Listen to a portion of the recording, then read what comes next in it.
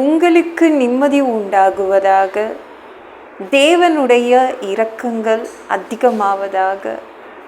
தேவன் என்ன சொல்கிறாங்கன்னா, சங்கீதம் 103:4, உன் பிராணனை அழிவுக்கு விலக்கி மீட்டு உன்னை கிருபையினாலும் இரக்கங்களினாலும் முடிச்சூட்டுவார். என்னங்க, எனக்குன்னு ஒரு மரியாதை இல்லை, அந்தஸ்து இல்லைன்னு சொல்கிறீங்களே, உங்களை மரியாதைக்குரியவர்களாக அவர் மாற்றுவார். அவர் உங்கள் வேலையில் கண்ணு வச்சிட்டார், உங்களுடைய தொழிலில் கண்ணு வச்சிட்டார், உங்களுடைய படிப்பில் கண்ணு வச்சிட்டாரு, உங்களுடைய எதிர்காலத்தில் அவர் கண்ணை பதித்து வச்சிருக்காரு. எதற்காகனா, அங்கே உங்களை முடிசூட்ட போகிறாரு. உங்களை அவர் முடிசூட்டுவதற்காக வராரு. சந்தோஷமாக நீங்கள் இன்றைக்கி கொண்டாடலாம். ஏன்னா மனுஷங்க நம்ம உழைப்பை பார்க்க மாட்டாங்கள்ல. எந்த ஒரு மனிதனும் உங்கள் உழைப்பையும் பார்க்க மாட்டாங்க. தேவன் பார்த்துட்டாருங்க. உங்களை அவர் முடிசூட்டுவார். அவர் ஒரு நல்ல இடத்துல, கரெக்டான இடத்துல உட்கார வைப்பார்.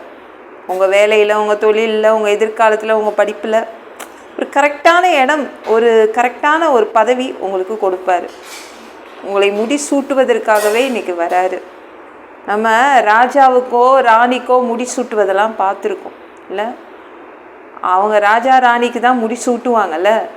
ஆனால் தேவன் நம்மளை, சாதாரண ஆளுங்களை, நம்மளை அவர் தேர்ந்தெடுத்து நமக்கு முடிசூட்டுவதற்காக அவர் இன்றைக்கி வந்திருக்கார். நீங்கள் சாதாரண ஆள் இல்லை, நீங்கள் ஆள பிறந்தவர்கள் அப்படின்னு தேவன் சொல்கிறாங்க. நீங்கள் அடிமை இல்லைங்க, நீங்கள் ஆள பிறந்தவர்கள். சரிங்களா? அவர் உங்களை ராஜாவாக முடிசூட்டுறார், ராணியாக முடிசூட்டுறாரு. எல்லாத்தையும் எடுத்து நீங்கள் ஆண்டு கொள்ளுங்க அப்படின்றாரு. எந்த நாட்டுக்கு நான் ராஜாவாக இருக்கிறது, எந்த நாட்டுக்கு ராணியாக இருக்கிறதுன்னு கேட்குறீங்களா?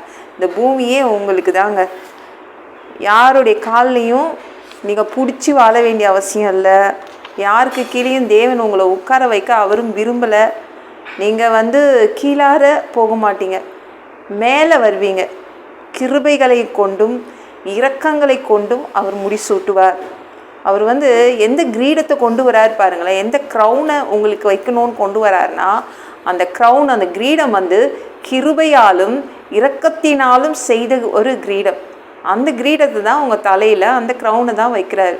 உங்கள் தலைமாவை தான் வைக்கிறாரு, இரக்கங்களை வைக்கிறாரு, கிருபையினால் கிருபையையும் வைக்கிறார்.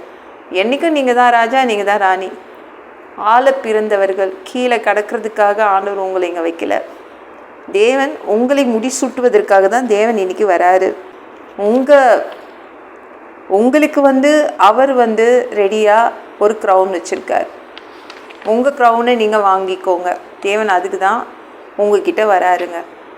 நம்ம மொர்தெகாய் ரொம்ப பாவமாக அரண்மனை வாசலில் உட்காந்துட்டு இருந்தாங்க. ஆனால் அவங்களுடைய பொண்ணு எங்கே உட்காந்துட்டு இருந்தாங்க?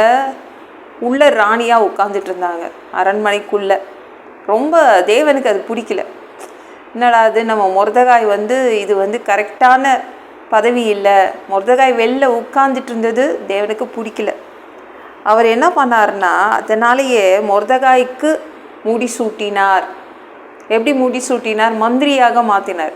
அந்த ராஜா நடத்தின அந்த அரசபை இருக்குல்ல, அதில் மந்திரிகள் பதவி எதுவுமே காலியாக இல்லை, வேலை வாய்ப்பே கிடையாதுங்க. ஆனால் ஒரு மந்திரியை தூக்கிட்டார். இவனுக்காக ஒரு மந்திரியை தூக்கி உட்கார வச்சிட்டார். மொர்தெகாய்க்கு தான் இந்த பதவி. மொர்தெகாய் வெளியில் உட்காரக்கூடாது. வெளியில் உட்கார்ந்த மொர்தெகாயை கொண்டு முடிசூட்டி உள்ளே விட்டார். உங்களுக்காக கரெக்டான பதவிகள், கரெக்டான இடம், கரெக்டான சேர் காத்துட்ருக்குது. ஏன்னா தேவன் தான் கொடுக்க போகிறார். எந்த மனிதனும் நம்ம உழைப்பை பார்த்து நம்மளை பாராட்ட போகிறது இல்லை. நீங்கள் உண்மையாக உழைக்கிறீங்க எல்லா இடத்துலையும், தேவன் வராருங்க. தேவன் உங்களுக்கு முடிசூட்டுவார். ஒரு க்ரௌன் கொடுக்குறாரு, ஒரு கிரீடம் கொடுக்குறாரு. அது எப்பேற்பட்ட க்ரௌனு, கிரீடம் நீங்கள் பார்த்துக்கோங்க. சரிங்களா? தேவன் இன்னைக்கு உங்களை முடிசூட்டுவதற்காக வந்திருக்கார். இந்த வீடியோ பிடிச்சிருந்துச்சுன்னா மற்றவங்களுக்கும் ஷேர் பண்ண மறக்காதீங்க. கர்த்தர் தாமே உங்களை ஆசீர்வதிப்பாராக. ஜெபம் பண்ணலாமா? அன்பு பிதாவே, உங்கள் பிள்ளைங்க உங்கள் பாதத்தில் வந்திருக்காங்கப்பா. சாமி, இரக்கம் செய்யுங்க, இறங்குங்க. அப்பா, உங்கள் பிள்ளைங்களுக்காக நீங்கள் ஒரு கிரீடம் எடுத்து வச்சுருக்கீங்க. இன்றைக்கி முடி சூட்ட போகிறீங்க. உங்கள் பிள்ளைங்களுடைய உழைப்பு, அவங்களுடைய கடினமான அந்த உழைப்புக்காக நீங்கள் ஒரு க்ரௌன் வச்சுருக்கீங்க, ஒரு கிரீடம் எடுத்து வச்சுருக்கீங்க. உங்கள் பிள்ளைங்களை ராஜாவாக ராணியாக உட்கார வைக்கிறீங்க. ஆள பிறந்தவர்கள் உங்கள் பிள்ளைங்க. எங்கேயும் கீழே இருக்கிறதுக்காக உங்கள் பிள்ளைங்களை ஆண்டவரே நீங்கள் இந்த பூமியில் விடலை. எல்லா இடத்துலையும் மேன்மையாக வைப்பீங்க. நன்றி அப்பா. எல்லா பொல்லாத பிசாசுகள், ஏவல்கள், மந்திரங்கள், தற்கொலை ஆவிகள், பயத்தின் ஆவிகள், பலவீனப்படுத்துகின்ற ஆவிகள் எல்லாம் இயேசு என்ற பெயரினை கொண்டு துரத்துகிறேன். ஓடிப்போ. உங்கள் பிள்ளைங்களை ரத்த கொடிக்குள் மறைச்சிக்கோங்க. அப்புறம் சுத்த ஆவியால் நிரப்புங்க. ஞான ஸ்நானம் எடுக்கணும். ரட்சிப்பீராக.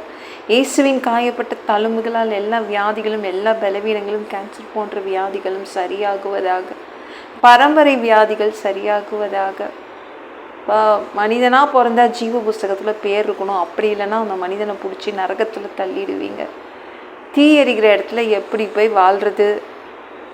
சாமியே, நாங்கள் பரலோகத்துக்கு வர்றதுக்கு ரொம்ப ஆசைப்படுறோம். எங்களை அடித்து உதச்சி திருத்தி எங்களை பரலோகத்துக்கே அனுப்பிடுங்கப்பா. ப்ளீஸ்ப்பா.